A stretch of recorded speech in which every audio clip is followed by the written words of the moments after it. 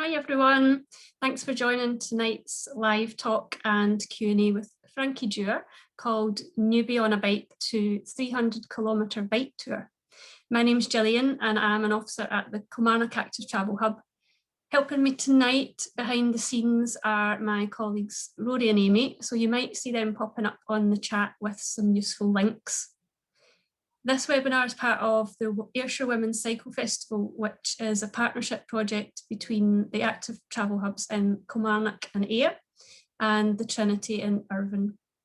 And our goal is to enable people who live, work and study across Ayrshire to choose walking or cycling for short local journeys rather than driving. And the hubs offer cycle confidence sessions, bike maintenance classes, led rides, and general advice and support around active travel. So if you'd like more information, our contact details are on the Ayrshire Women Cycle Festival website. So this is day 2 of our online festival. I hope you were able to enjoy some of yesterday's talks and films and earlier today. If you missed them, don't worry, they've all been recorded, so you can watch them at your leisure via our YouTube channel. Also, don't miss the opportunity to take part in our mini film festival, which you can join in with any time that suits you. That's also over on the Ayrshire Women's Cycle Festival website, and you'll find links to 6 short films, which we chose especially for this year, ranging from 2 minutes to 21 minutes long. And packaged up together, that gives you a neat little 1-hour film festival to watch, which includes films about cycling the Arizona Trail, the North Coast 500, and bike packing in the Lower Everest region. So lots to see there. There's also a whole section on our website dedicated to bike maintenance and cycle skills tips. And these videos were filmed especially for this festival by Hannah and Pippa from Bike for Good, so do check those out as well. And my final plug is for our latest podcast episode, which is with guests Megan Kirkton, chatting about the gender gap in cycling and what research has shown about the barriers women say they face when it comes to cycling. So you can listen to that episode over on our Walk It, Bike It Ayrshire podcast, and you should have a link popping up in the chat to that shortly. Now, just before I introduce tonight's speaker, I want to let you know a few things about this webinar. Firstly, that it's being recorded and a copy will be posted onto our YouTube channel in the next few days, along with all the others. And also to let you know that we won't be able to hear or see you, but we'd love to hear from you, so please feel free to use the chat feature. Frankie will be speaking for around half an hour, and afterwards we'll have time to answer some questions live. So if you have a question for Frankie, please type it into the Q&A.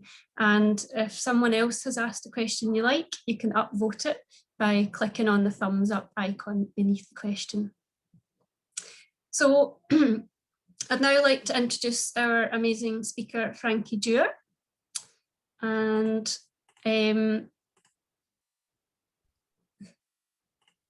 Frankie's put her camera on, great. Hi Frankie. Frankie is someone who loves outdoor adventure, everything from hiking to wild swimming to camping, skiing, climbing, you name it, she's into it. Having never cycled before lockdown 1, Frankie had the idea of cycling around the UK, talking to women older than herself about the outdoors and adventure. With not enough knowledge to be scared, Frankie planned a 3,000-kilometre loop that would allow her to speak to over 50 incredible people. She borrowed some panniers, YouTubed how to fix a puncture, and off she went. In her talk tonight, she'll be telling us all about how things didn't quite go to plan and what she learned from the people she interviewed along the way. So Frankie, I'm going to pass over to you now. Great, perfect. Thank you so much. I'm just going to start by sharing my screen and hopefully I can do this right. There we go. So yeah, tonight I'm going to be talking to you about this cycle trip that I did last summer in between the lockdowns. I was really lucky to get it done. And I'm going to start by asking you, have you ever felt like that moment when, you know, you meet somebody, or maybe you hear of someone who's older than you, and maybe they've just started doing that thing that you really want to try. And you think, wow, well, if they're older than me, then I've still got time. Or maybe you meet someone who's in their 70s and is still riding a bike, or running in their 60s, or wild swimming in their 80s. And you think, wow, I want to be like them when I'm their age. That's what I wanted so badly. I wanted to find people that I could look up to, but I just didn't know where to find those stories that I could resonate with. I'm going to take you back to lockdown 1, and this is me and my partner outside our little holiday home where we spent lockdown. Before this, we'd been living in our van, and when lockdown happened, we realised it wasn't safe for us, and it wasn't safe for the communities we were moving around in to stay in the van at that time. So we put a shout out, and some friends lent us this house, and we were so grateful. But what you can't see from this photo is that I was also absolutely plagued with guilt. I felt so selfish, and I felt like I didn't deserve this help. I felt like, who am I to be living this adventurous life and going off climbing and hiking and living in my van when I have to fall back and rely on other people? And I can remember going for a walk one day in lockdown 1 and just feeling like trying to live this lifestyle really felt like I was trying to forge my own path. And I knew that there must be people out there who were walking it as well, or who had walked it before me, but I just couldn't see them. And I kind of had this feeling that if I feel this way, maybe other people do too. And at the same time, it was lockdown. So like many other people, we were getting out and exploring our new local area, and we started walking. And then a few weeks in, we went past a bike shop, a secondhand bike shop. Now, before this, I don't think I could have even drawn a bike. I would have drawn something with 2 wheels and handlebars, but it would not have looked anything like a bike. I had no idea. But we saw the bike shop, we were stuck in Hastings. What else were we going to do? So I phoned them up. I said, hello, can we have 2 of your cheapest bikes, please? And we went in the next day. We didn't buy the cheapest bikes. My partner went around very seriously, trying them all on, asking to adjust the height of the saddle, doing all this. I ran around in a circle, having no idea what to do, picked out the first bike that I thought would be okay, and I ended up with Gwen. Gwen cost me £70 and is a giant Boulder 500. Gwen is sometimes called an old mountain bike. Sometimes Gwen is called an old hybrid style bike, but mostly people just call Gwen an old bike. But Gwen was fine. And you know, I can remember picking the bikes up, and we had to ride this 200 meters from the bike shop to the van. And I was so nervous, and I had ridden a bike so little in my life that I couldn't take my hand off the handlebar to indicate. We had to ride on the road, and trying to indicate left, I was doing these little flashes because I was too scared. But we made it and kept building up, and we started really slow and did a 3K ride, and then a 5K, and then a 15K, and then we jumped to a 30, and then we jumped to a 50K ride. And when that happened, I was like, wow, how far can you actually ride on a bike? And don't get me wrong, we were not breaking any records. We were not doing time trials. The longer ride we did, the earlier we got up in the morning to make sure that we could get back before dark. But we did, and we went, and it was kind of these two things that happened at the same time. This doubt and this questioning that I was holding in my mind, this longing to look up to someone and ask them, how did you get through it? How are you still doing it? How are you living your life? And getting out and cycling more and more at the same time, I kind of put them together, and I just thought, wow, why don't I go on a trip and try and interview people along the way? And that's what I did. And as lockdown lifted, that's when I said to my partner, I was like, do you know this idea I've got? I think I need to do it right now.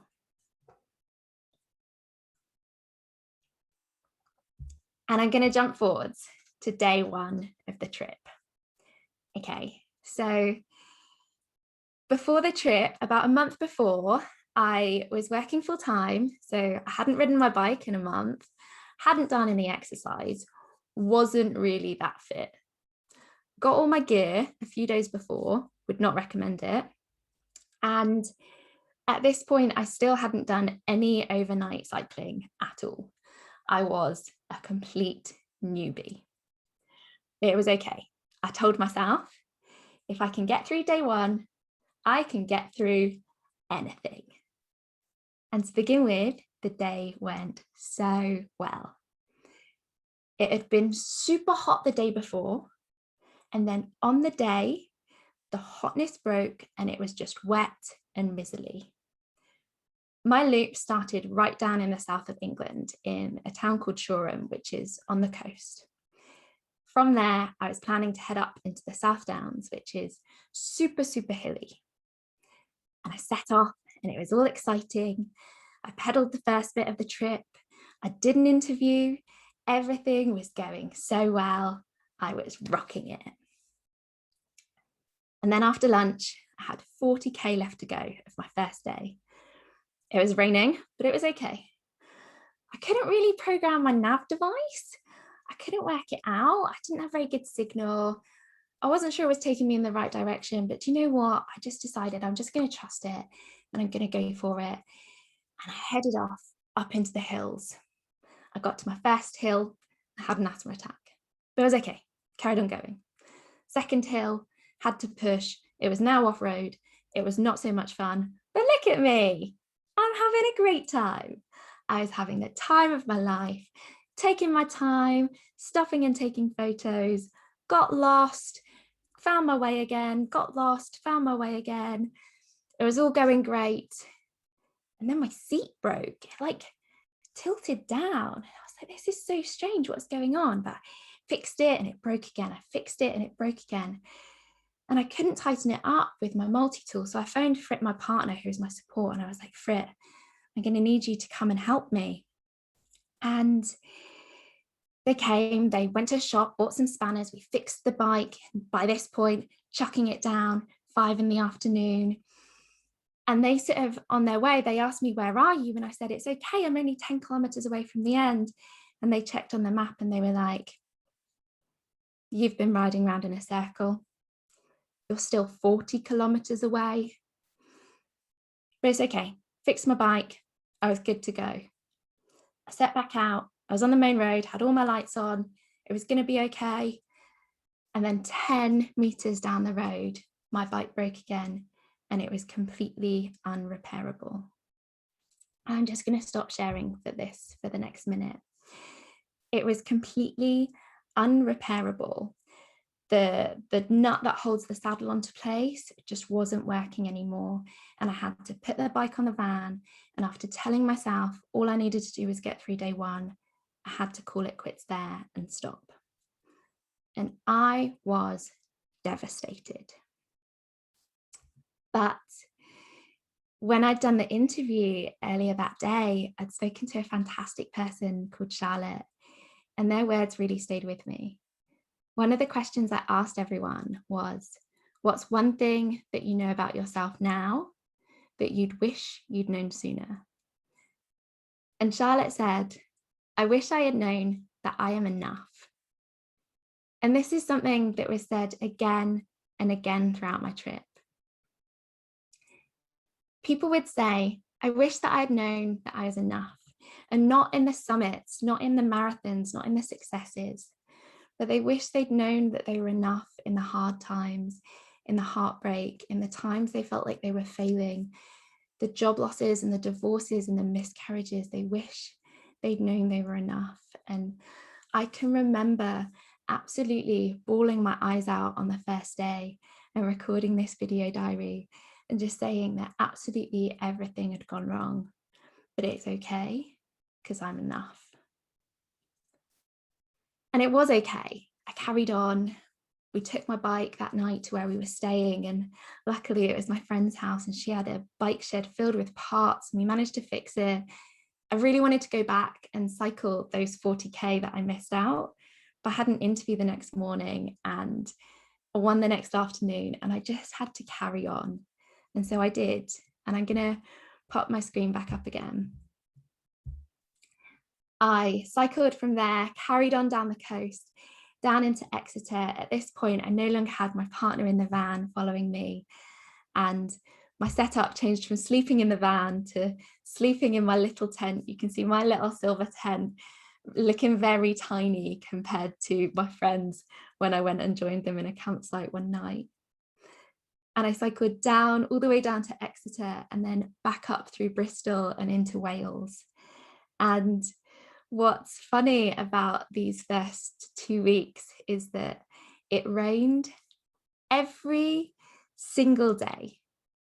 Not always all day, but just enough at some point that my tent would be wet, my bike would be wet, my clothes would be wet, and I would be wet.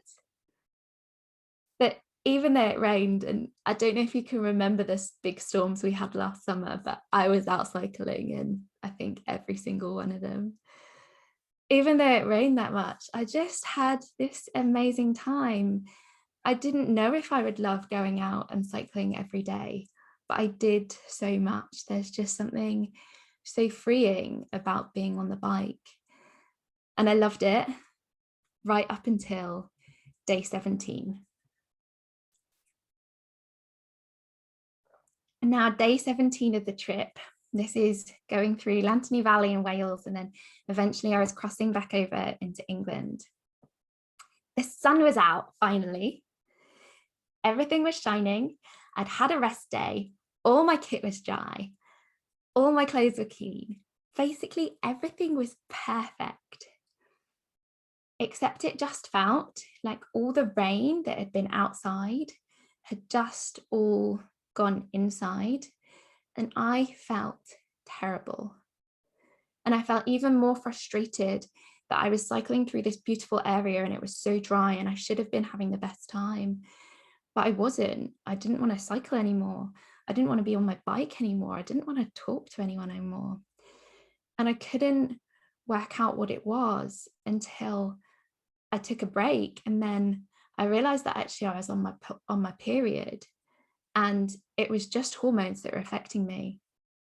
And I didn't realize, I never anticipated that hormones would be such a huge factor and play such a huge part in the trip. And every pedal that day was 100 times harder than any other day. But I made it to the top, and as you can see, the views were gorgeous. But I can remember this moment when I was cycling up the hill. By this point, I was again bawling my eyes out, and I started to get me to the top, to get me through. I started shouting out gratitude. So I'd be like, I'm so grateful for the views, even though I hate them. I'm so grateful for cycling. I'm so grateful for my legs. And I kept going, and it helped. And then at one point I opened my eyes, and there were a whole load of other cyclists coming towards me, and I do not know what I looked like. But one of them shouted, "It's okay, you're doing really well." And I carried on pedaling, and I was just like, I'm so grateful that they think I'm doing well, even though they've got no idea where I've come from.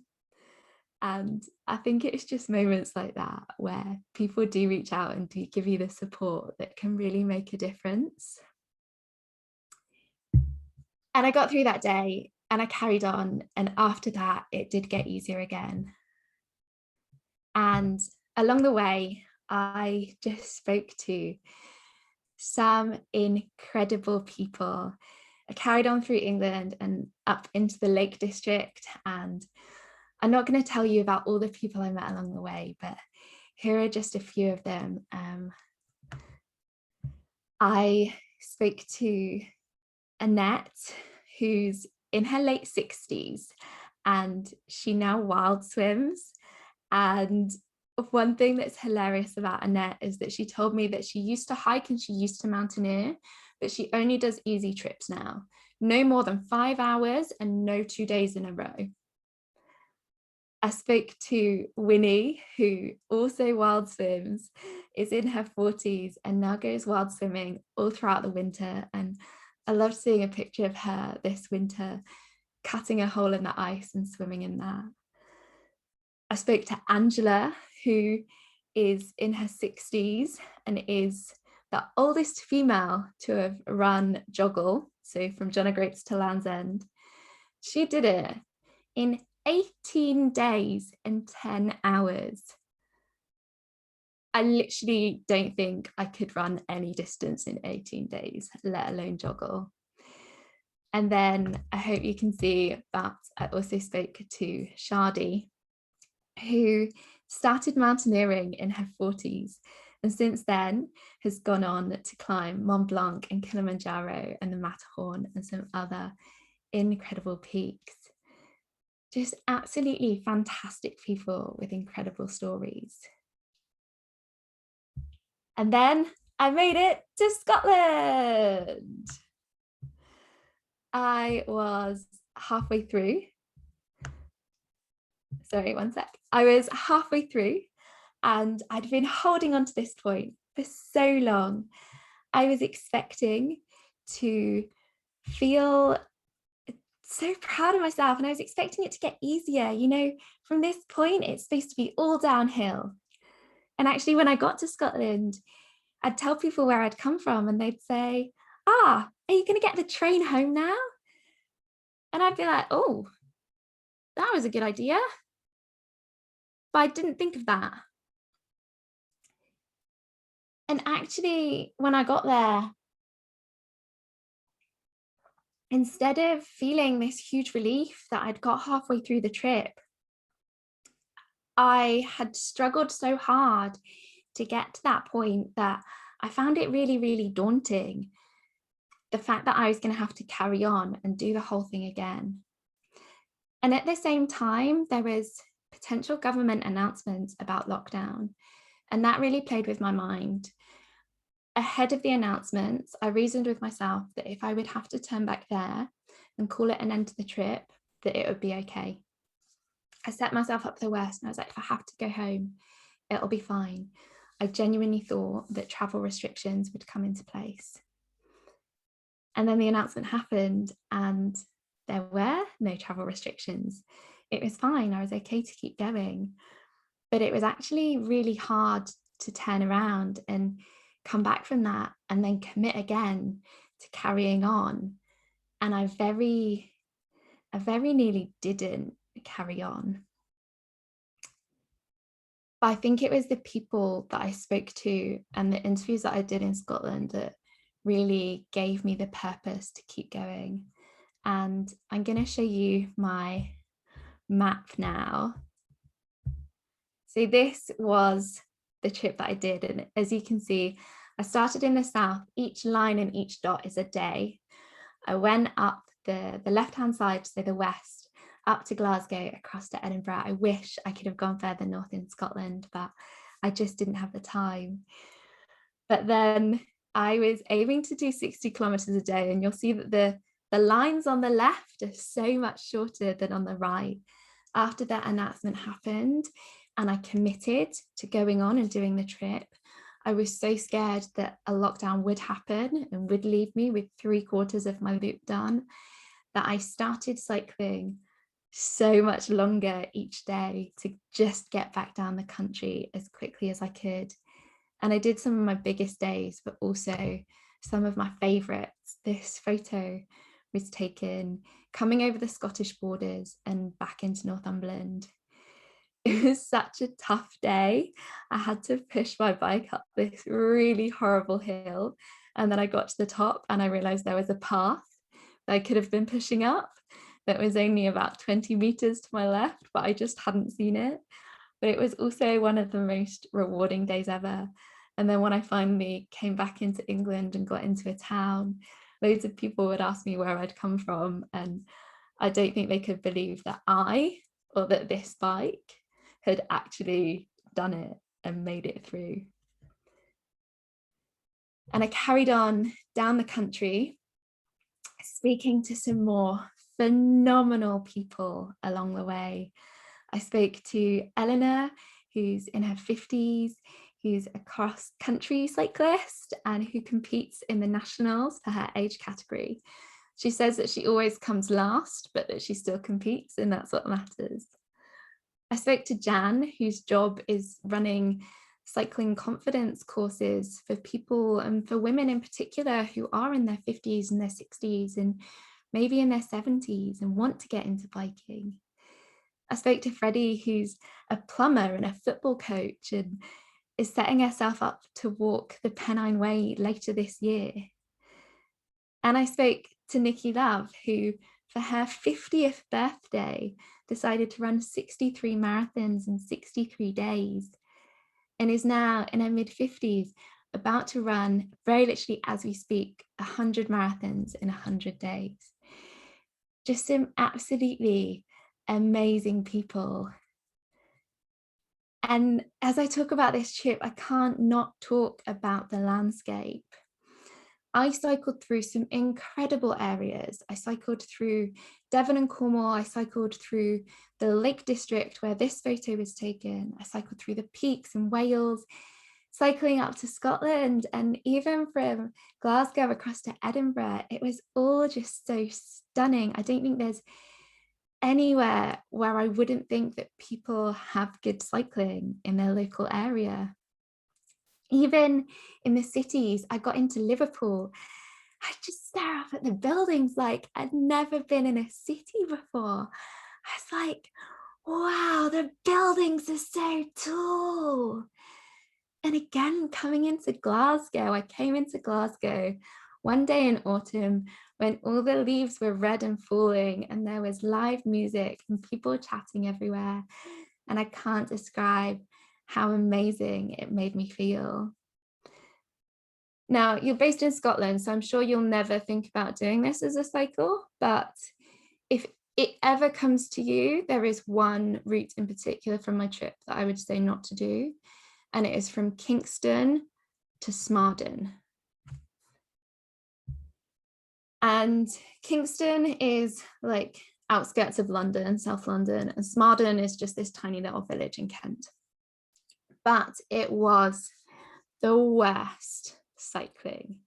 It was suburban, horrible streets, like cycle on the road, but no cycling path, roads that are big enough for a car to fit past you, but not big enough for them to do it safely.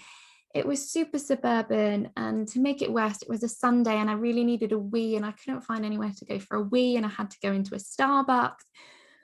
Because I'm so polite, I couldn't go in and just ask for the toilet. I had to go in and buy a cookie that cost me like £5. And then after buying the cookie, I found out that their toilets were actually closed and I still couldn't use it. And then finally coming out of the suburban, I got into the countryside and I was like, yes, it'll be easy from here. And it was so muddy and so badly maintained. I cycled through all this really sticky mud.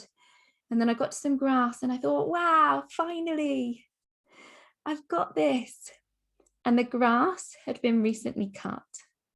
So rather than cleaning off the mud from my bike, it just stuck to my bike.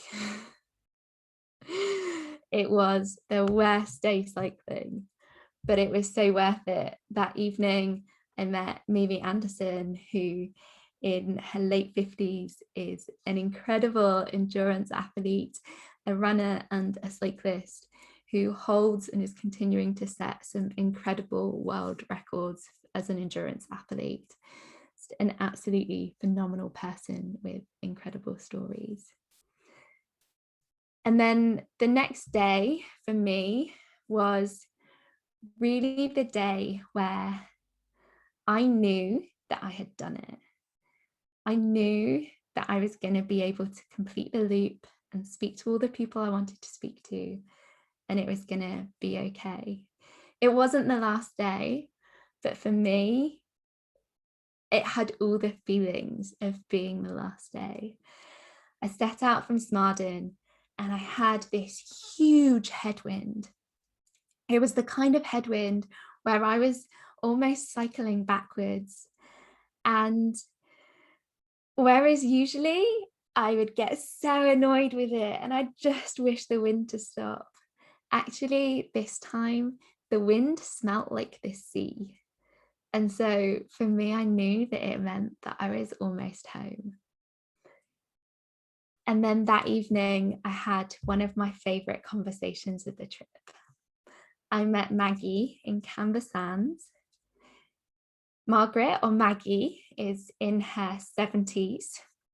She has been windsurfing her whole life, and she has recently started learning to kite surf.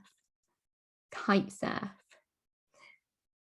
Whereas my other interviews were an hour to an hour and a half long, Maggie would only speak to me for 15 minutes because that headwind that I was talking about, it was great for kiting and she couldn't give me more time because she was just heading out on the water. I absolutely loved it. I couldn't ask for a better day. I did finish on as wet and as windy a day as I started, as I did the rest of the trip. There were storms blowing in and it was awful. But as I said, to me, it was almost kind of a token finish.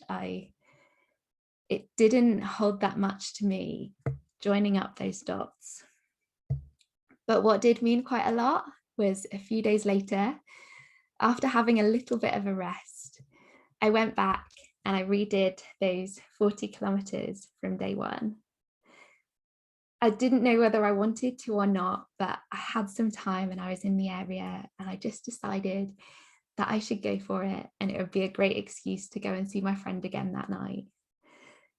And I'm actually so glad that I was never able to go back and do them at the start of the trip, because even after all the experience and all the strength and fitness of cycling the whole way around the 3,000 kilometers, I actually still found it really tough. It was roads that were country, windy roads that weren't designed for bikes. And then off-road that was really muddy, really hilly, super hard to navigate and just super tough. But I was beyond proud of myself for getting there. And now I asked you at the start, do you ever get that feeling when you see somebody who's older than you, who's doing these incredible things? And well, now I do. Now I see Shadi mountain climbing. I see Annette and Winnie swimming. I see Angela running. I see Jan cycling. Nikki doing her marathons. Mimi setting records. And I see Margaret out windsurfing and kite surfing. And I just think to myself, I want to be like them when I'm their age. Thank you so much. And if you'd like to hear more about any of these stories or any of the other incredible 51 people that I spoke to as part of my trip, you can check us out on the Extraordinary Ordinary You podcast. Thank you so much. Thank you, Frankie. How amazing. What a journey. You've come 3,000 kilometres. Well, I mean, I think I'm good if I cycle 1 mile to work and back. So well done. It was amazing. But you know, I just did it in such tiny little sections. I started off doing my 60k a day. And what I say is that if you only cycle a mile to work, 60k sounds huge. But actually, when you've got all day to do it and nothing else to do, 60k is like very achievable. Yeah, and I guess the timing of everything for you with lockdown, you really didn't have anything else to do, and so and it sounds like something that you picked up was a new hobby as well. And what I found, one of my questions I was going to ask you was how long after you got back after cycling for so many days in a row, how long did it take you to get back on a bike? But apparently one day rest and then back out to do your first day again. Yeah, it did, definitely. No, I was full of enthusiasm when I first got back, and then I cycled. I was really aware that I didn't want to. Sometimes you can hurt your legs if you cycle a lot and then you stop. So I didn't want to that. So I did taper down.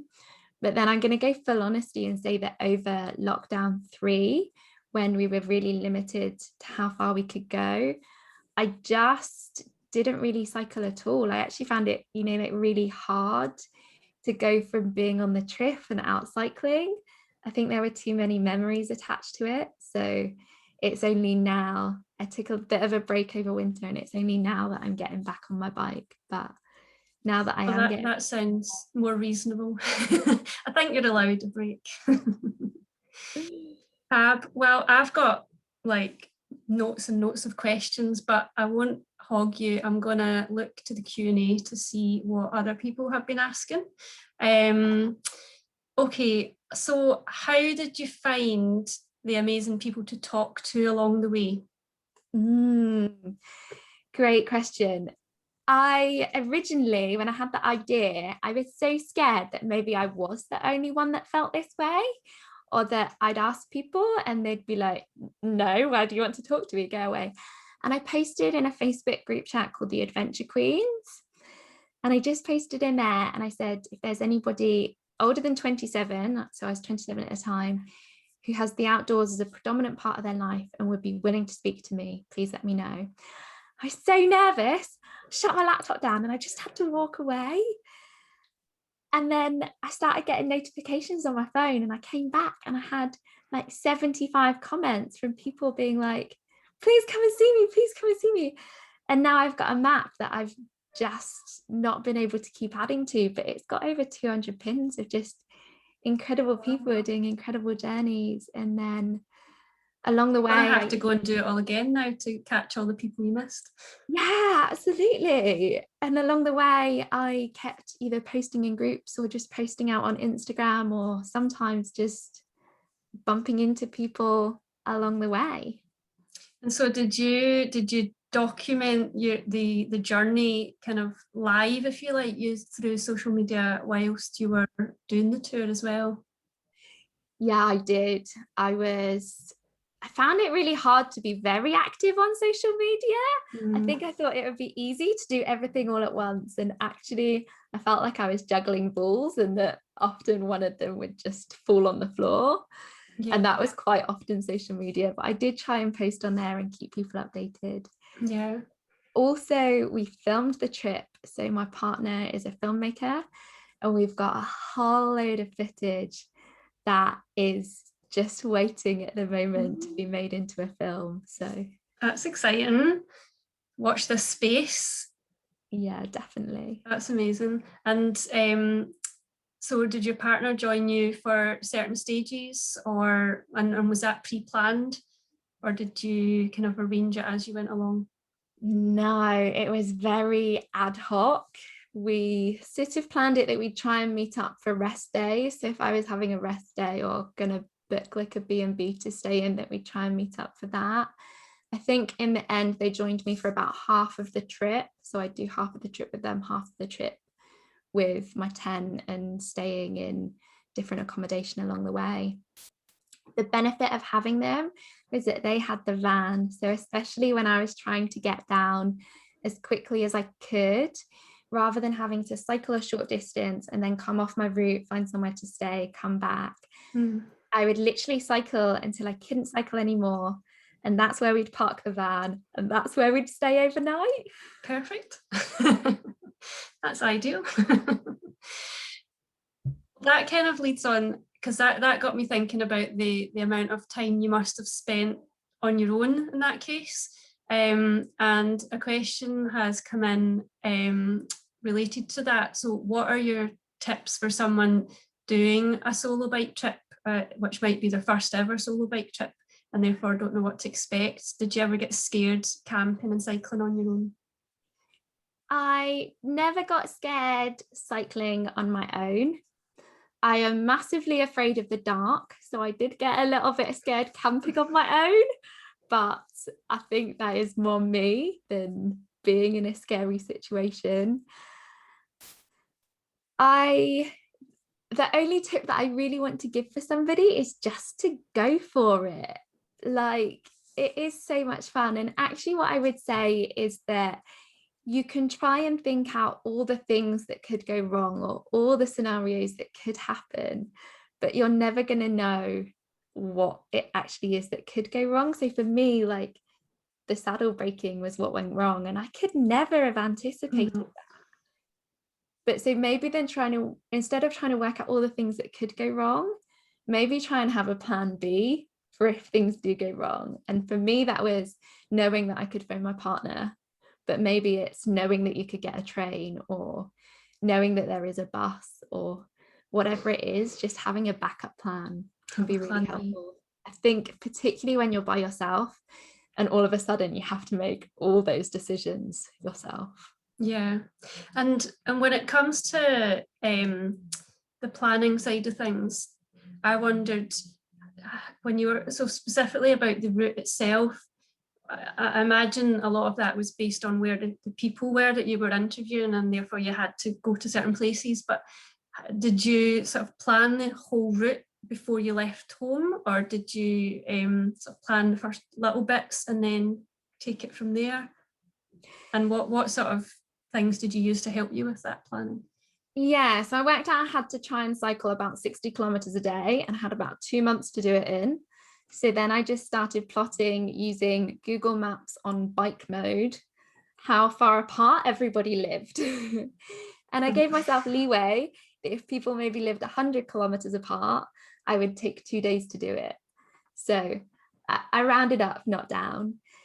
And I planned out my whole route like that.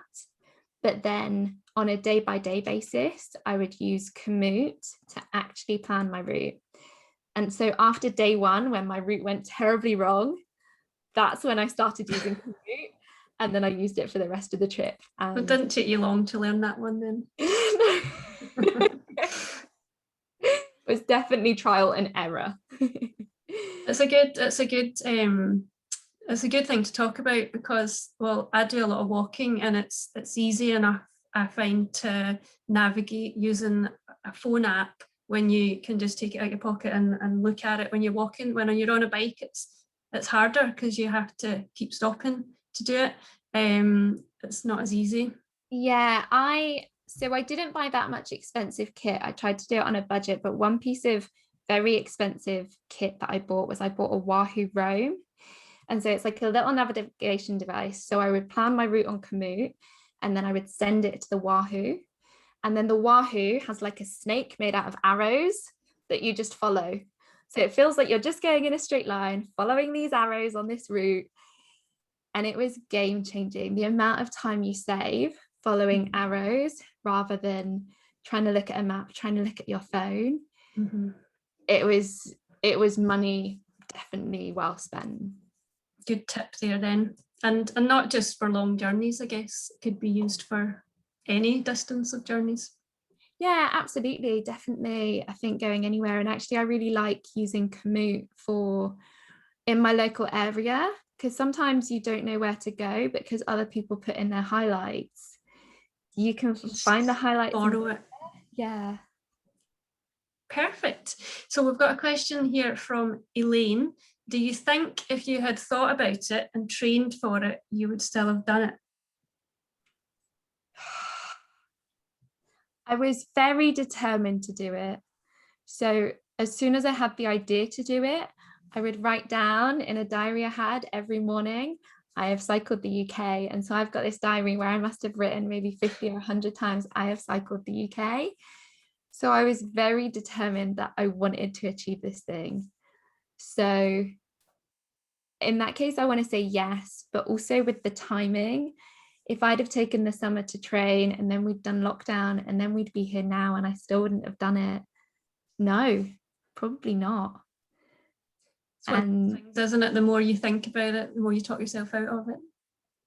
I think so. And I think the more you think about it, and I mean, don't get me wrong, I definitely advocate for training. And I think it's a huge thing for self-safety and not getting injured. But sometimes, the longer you spend building up to it, actually, you don't end up doing it. And the longer you put into planning, the more you think you need to plan. Yeah. Like I could have planned my route completely in detail on commute for every day. But if I'd have done that, I don't think I would have ever left. That link makes me think back to your what you said in your talk about not having anywhere to stop for the toilet that day. A long distance hike I did a few years ago, meticulously planned around where there were toilets. And I knew exactly, the distance between toilets. So that's maybe a bit over planning there, but we've got a question from Catherine. She says, "This is highly inspirational. Thank you so much for sharing this wonderful challenge. I'd be very interested to know what fueled you on a daily basis, tips on food and drink. Also, during harsh weather conditions, what tips would you have for clothing during heavy rain?" And she says her hands get so cold, what gloves would you recommend? So nutrition and clothing for bad weather. Do you know, when she said fueled, I thought she meant like mentally. This is not an answer. It is a bit as well. Nutrition is important for that. An answer to the question, but I'm going to just throw it in there anyway. For rainy days, I have a rainy day playlist. So I've put together any song that talks about the rain, and I'm only allowed to get it out if it rains. And it is a game changer, honestly. Rainy days make me so happy now. Excellent. In terms of fuel, I went through a lot of different things, and I eventually found that anything that I could put into the pocket of my jacket, like my back cycling jersey pocket, great. Some particular favorites were pretzels, banana chips, Cookie Crisp cereal, fizzy laces, strawberry laces, ginger nut biscuits, crackers. Oh, crackers are so good. Salt and pepper crackers or like rosemary crackers, and peanut butter sandwiches, always. Basically, imagine that you were packing for like a 6-year-old's birthday party, and that is what I was eating. And then in terms of wet weather gear, I had waterproof trousers that were from Decathlon, so like super cheap, and they lasted the entire trip and they were great. I had a water resistant, like shower proof soft shell from Alpkit, and I had a Scott jacket. But I really think that I feel like a lot of the brands are actually really quite similar for those waterproof layers. So I think if you can find one that fits you, that's probably more important, because then you're not going to have rain coming in any places. I did not have any waterproof footwear, and I really wish I did. There was one day towards the end of the trip when all my socks were wet, and I had one dry pair that I would put on in the evening and all the rest were wet. And so in the morning I'd have to wake up and put wet back on. But by the time you've been cycling for 5 minutes, they're warm and they're going to be wet anyway, so it doesn't really make a difference. For gloves, I never had to use them because it didn't get cold enough, but I've been recommended sealskin gloves. It's a brand. I think they're like winter, or winter gloves. They're supposed to be really, really good. And then otherwise, if you're really struggling, using something that's like wetsuit or dry suit material that you'd maybe use for swimming, I think has also been recommended as really, really good. So I hope that helps. And I think on the gloves thing, it's a bit like the socks, isn't it? Wear a pair until they're wet and then change them. Your hands will get cold if they're wet, but if you're cycling in the winter, even in the dry weather, your hands can get cold. In that case, it's thick winter gloves And someone on the last webinar on the panel discussion talked about wearing like merino wool liner gloves under the winter gloves as well and layering up. So that's not that I'm supposed to be answering questions, but just to add that. That's okay. I think Amy's just added in the chat there as well that they use wetsuit gloves on a really rainy day. So yeah, I've heard that as well. And I noticed in the chat there's a debate going on between crunchy or smooth peanut butter. What's your take on that one? I'm not fussed at all. Preferably if someone else can make it for me, then beggars can't be choosers. Great. And there's a good last question I'm going to keep to the end, but I'm going to jump in and ask another one of mine. You spoke a lot about all the support you got along the way from friendly people that you met and came across. And on our latest podcast about the gender gap in cycling, one of the barriers that came out of research is how women have a fear of or have experienced harassment when out on the bike. And I just wondered, during your 3000k trip, if you experienced anything like that, and amongst all the nice people that you also met. I don't have any sort of standout memory of experiencing sort of very standout harassment. I think I might have been catcalled a couple of times. I think definitely people didn't always expect me and didn't necessarily expect me to be riding where I was riding or doing what I was doing. Yeah.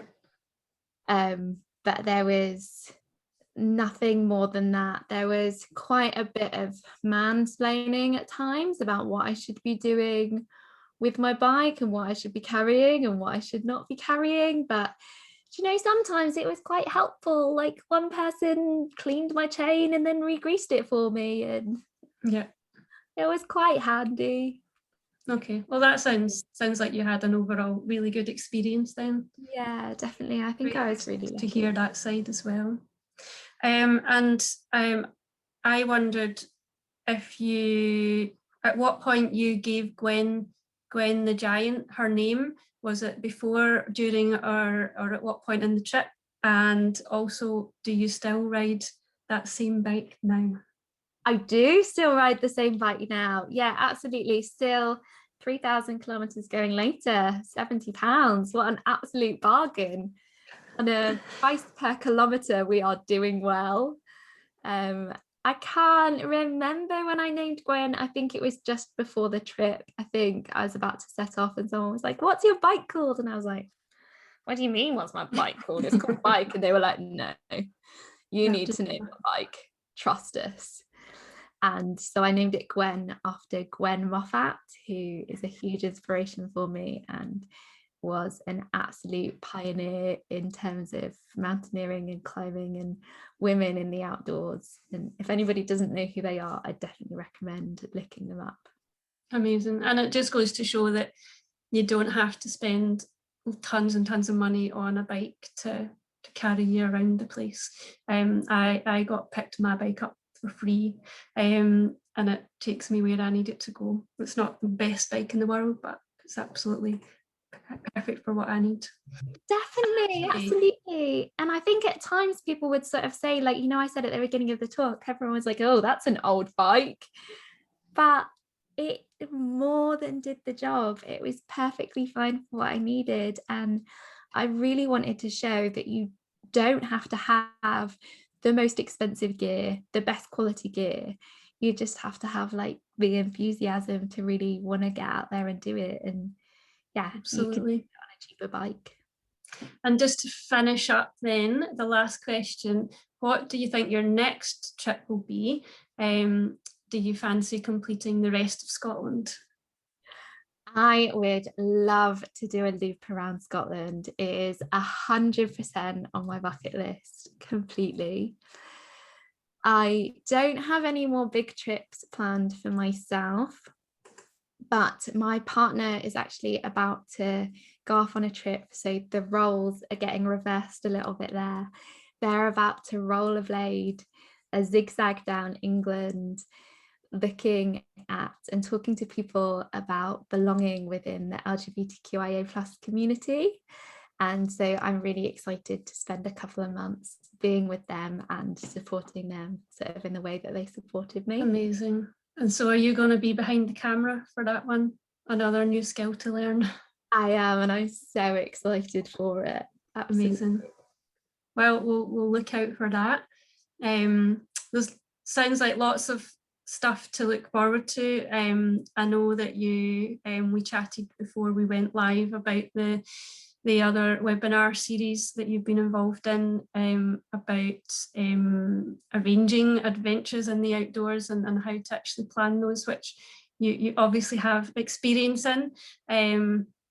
And just to remind everyone that you can follow Frankie on Instagram at either Frankie_Dewar or Extraordinary Ordinary You are the two handles. So thank you so much, Frankie, for taking the time to talk to us tonight and sharing your story. That's been really inspiring, and also for answering all our questions.